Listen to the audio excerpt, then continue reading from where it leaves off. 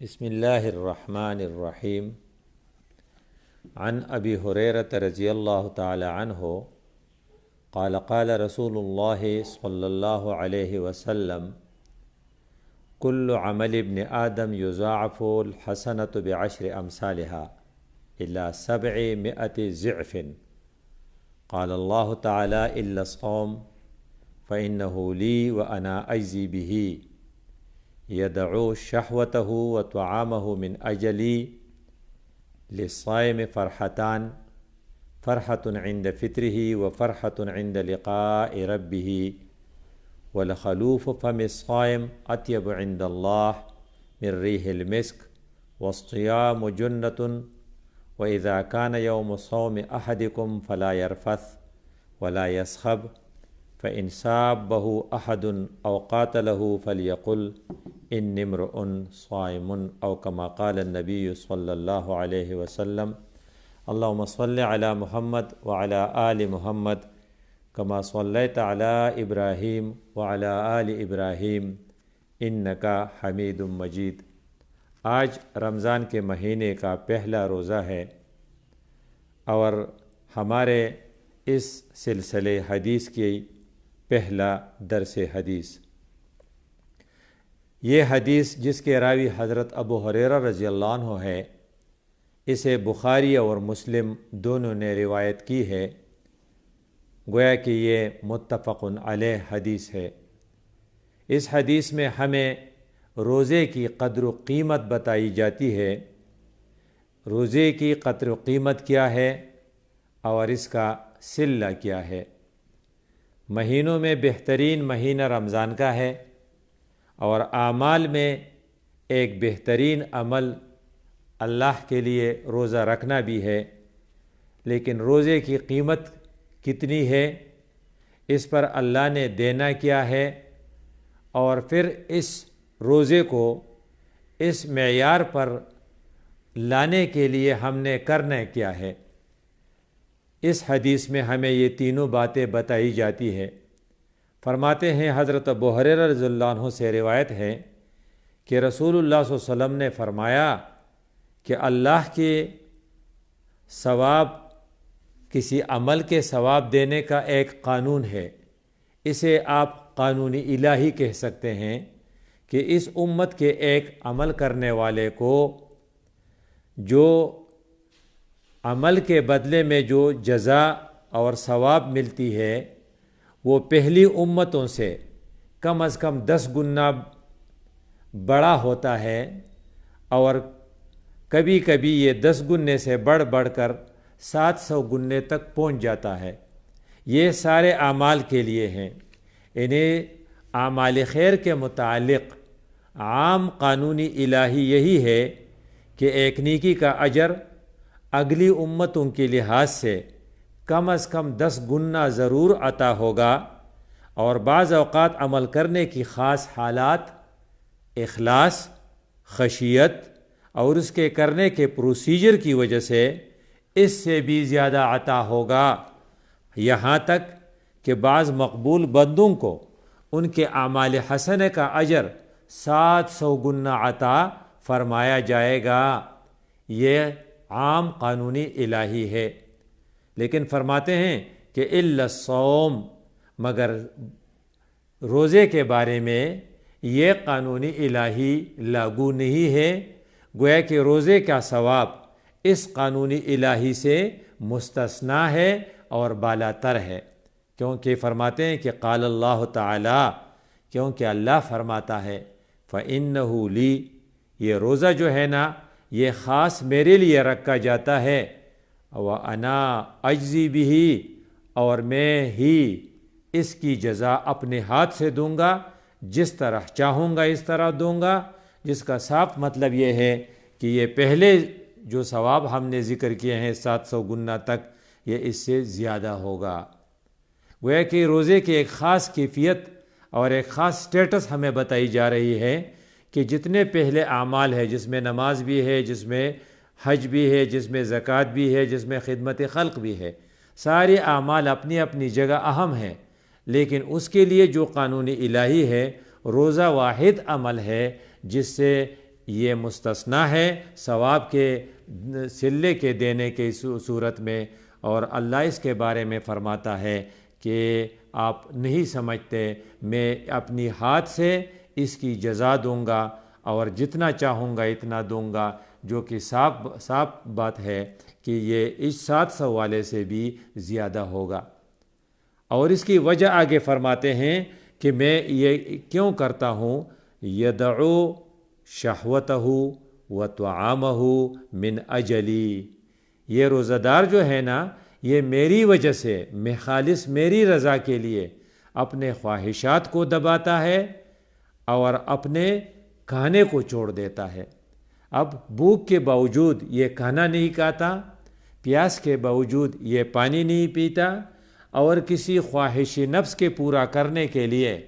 اگر سارے وسائل فراہم بھی ہو پھر بھی یہ ہاتھ نہیں لگاتا۔ یہ کس لیے؟ من اجلی، یہ میری وجہ سے ایسا کرتا ہے، اس لیے میں اپنی ہاتھ سے اس کی جزا اور اس کا صلہ دوں گا۔ آگے فرماتے ہیں للصائم فرحتان، روزہ دار کے لیے 2 خوشیاں ہیں۔ فرحۃ عند فطرہ، ایک خوشی جب یہ روزہ کھولتا ہے، یہ ہماری آبزرویشن میں ہے، ہمارے مشاہدے میں ہے کہ روزہ دار جتنا بھی پریشان ہوگا وہ شام کے وقت جب روزہ کھولے گا تو کھولتے وقت اس کے چہرے پر ایک شادابی آ جاتی ہے، ایک خوشی آ جاتی ہے، ایک فرحت اور مسرت آ جاتا ہے، اور پھر وہ فرحۃ عند لقاء ربہ، ایک اور خوشی ہے اس کے لیے جب اس کی ملاقات اپنے رب سے ہوگی۔ وہ کہتے ہیں نا پہلے کا نام آپ نے رکھا فرحت افطار، تو دوسرے کا نام ہے فرحت دیدار۔ اس میں ایک قسم کا ان لوگوں کے لیے خوشخبری ہے جو روزہ رکھتے ہیں تو ان کو ایک خوشی ملے گی، اور وہ اللہ کی دیدار کی خوشی ہوگی کہ جنتی جب جنت میں چلے جائیں گے تو جنت میں وہ اتنے خوش ہوں گے کہ اللہ ان سے پوچھے گا کہ تمہیں اور کسی چیز کی ضرورت ہے، تو وہ جواب دیں گے کوئی کچھ بھی نہیں، تو پھر اللہ ان سے کہے گا کہ میں تمہیں اپنا دیدار کراؤں گا۔ تو اپنے دیدار کی جو خوشی ہے نا اس سے جنت کی ساری خوشی قربان ہو جائے، اس لیے اللہ ان سے کہے گا میں ان لوگوں کو اپنی دیدار کی خوشی سے مشرف کروں گا۔ یہ تو اس روزے کی اہمیت اور قدر و قیمت کے بارے میں ہو گئی۔ آگے فرماتے ہیں کہ روزے کی قدر و قیمت کا آپ اس سے اندازہ لگائے وَلَخَلُوفُ فَمِ الصَّائِمِ أَطْيَبُ عِندَ اللَّهِ، بھوک کی وجہ سے منہ سے جو بو نکلتی ہے جسے عام حالات میں پسند نہیں کیا جاتا، جسے آپ پسندیدہ نہیں گردانتے، لیکن اللہ نے اس کے لیے بھی ایک استثنائی قانون رکھی ہے کہ یہ خلوف جو ہے، یہ بو جو ہے، یہ پیاس اور بھوک کی حالت میں یہ اللہ کے نزدیک بہت زیادہ اطیب ہے، پسندیدہ ہے، اور اللہ تعالیٰ اسے بہت زیادہ پسند کرتا ہے۔ اب یہ ہے کہ روزہ دار کی منہ کی بو اللہ کی نزدیک کیا ہے؟ مشک کی خوشبو سے بھی بہتر ہے۔ وَلَخَلُوفُ فَمِ الصَّائِمِ أَطْيَبُ عِندَ اللَّهِ مِنْ رِيحِ الْمِسْكِ، دنیا میں عام لوگوں کو پتہ ہے کہ بہترین خوشبو وہ مشک کی ہوتی ہے، لیکن اللہ فرماتا ہے کہ یہ اس کی یہ بھوک کی وجہ سے منہ سے جو بو نکلتی ہے جسے عام حالت میں پسندیدہ نہیں کہا جا سکتا، یہ اللہ کے ہاں مشک کی بو سے بھی زیادہ پسندیدہ ہے۔ اب روزے کے بارے میں آگے الفاظ ہیں وَالصِّيَامُ جُنَّةٌ، روزہ حقیقت میں ایک ڈھال ہے، ڈال کو بچاؤ کے لیے استعمال کیا جاتا ہے، تو روزہ دار 2 چیزوں سے بچاؤ کے لیے دنیا میں استعمال کرتا ہے، ایک ہے نفس، ایک ہے شیطان۔ شیطان اسے ورغلاتا ہے تو یہ روزے کی برکت سے اسے بچ جاتا ہے، اور نفس اس کو اگر ورغلاتا ہے تو نفس اور شیطان کے خلاف یہ اگر یہاں ڈال ہے تو جہنم میں تو آخرت میں جہنم کی آگ سے بھی ایک ڈال اس کے لیے بن جائے گی۔ جس طریقے سے اس نے یہاں پر افطار کی خوشی دیکھی، وہاں پر دیدار کی خوشی دیکھے گا، تو دنیا میں یہ روزہ دار اگر اپنے آپ کو صحیح روزہ دار ثابت کرے تو یہ شیطان کی شیطانی اور نفس کی میلان اور اس کے ترغیبات سے اپنے آپ کو بچائے گا، یہ یہاں سے بچ جائے گا، تو وہاں پر یہ روزہ اس کے لیے ڈھال بن جائے گا جہنم کی آگ سے۔ تو وَالصِّيَامُ جُنَّةٌ۔ اب ہم نے کرنا کیا ہے؟ اتنا معیار، اتنی قدر قیمت کہ سارے اعمال جو ہیں، اس کے بارے میں رسول اللہ صلی اللہ علیہ وسلم نے ایک دفعہ حضرت ابو امامہ رضی اللہ عنہ جو ایک صحابی ہیں، انہوں نے رسول اللہ سے کہا کہ آپ مجھے ایک ایسا عمل بتا دیجئے ینفعنی، کہ وہ مجھے فائدہ دے دیں۔ رسول اللہ سے فرماتے ہیں ینفعنی اللہ بہ، اللہ کے رسول مجھے ایک ایسا عمل بتا دیجئے جس پر مجھے اللہ زیادہ سے زیادہ نفع دے دے۔ تو اللہ نے، رسول اللہ صلی اللہ علیہ وسلم نے اسے فرمایا علیک بالصوم، علیک بالصوم، علیک بالصوم۔ 2-3 دفعہ اس نے پوچھا، اس نے 2-3 دفعہ جواب دیا اور فرمایا فإنہ لا مثل لہ، اس جیسی کوئی عبادت نہیں ہے۔ اب یہ اللہ کے رسول نے فرمایا اس جیسی کوئی عبادت نہیں ہے۔ اب اس روزے کو اس سٹینڈرڈ پر لانے کے لیے اس حدیث کے آخری الفاظ بہت ضروری ہیں۔ ہم اس میں اپنے آپ کو اس طریقے سے لگائیں کہ یہ سٹینڈرڈ پوری ہو۔ اس میں یہ ہے وَإِذَا كَانَ يَوْمُ صَوْمِ أَحَدِكُمْ، جس روز تمہارا روزہ ہو۔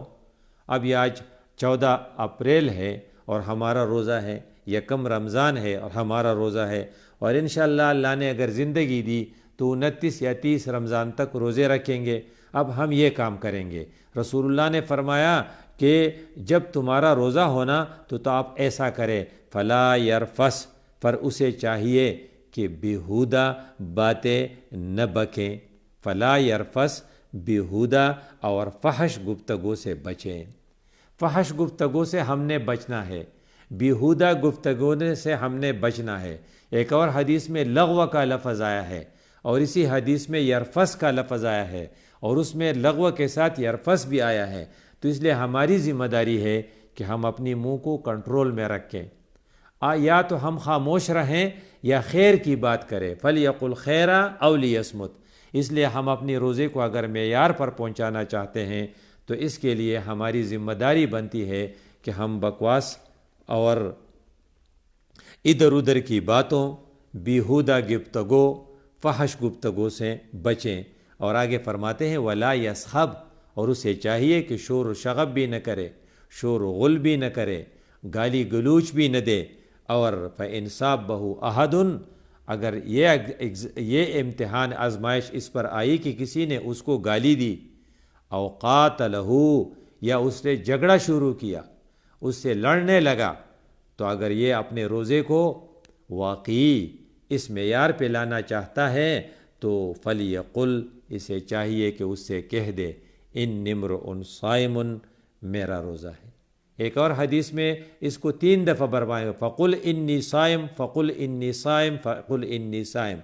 جب آپ مخاطب سے یہ کہیں گے، لڑنے والے سے، گالی دینے والے سے یہ کہیں گے کہ جی میرا تو روزہ ہے، میں گالی کے جواب گالی سے نہیں دینا چاہتا، میں روزہ دار ہوں، تو تب اس معیار پر آپ کا روزہ پہنچے گا کہ جس کے بارے میں اللہ فرماتا ہے کہ میں خود اپنے ہاتھ سے اس کو اجر دوں گا، اور اس کے لیے 2 خوشیاں ہیں، آپ اس نے میرے لیے چونکہ خواہشات اور طعام کو چھوڑا ہے تو میں اس کو اپنے ہاتھ سے دوں گا، اور ایک طرف تو اس کو فرحت افطار ملے گی اور دوسری طرف اس کے لیے فرحت دیدار ملیں گی، اور یہ روزہ اس کا واقعی ڈھال ثابت ہوگا دنیا میں خواہشات نفس کے حملوں سے اور آخرت میں جہنم کے حملوں سے۔ اور پھر ایک اگلی حدیث ہے کہ روزہ دار کے لیے خصوصی VIP دروازہ ہے جس کو ریان کہا جاتا ہے، یعنی سیراب والا دروازہ، کیونکہ اس نے پیاس کو برداشت کیا، اس لیے دروازے کا نام بھی سیرابی کا دروازہ رکھا گیا ہے۔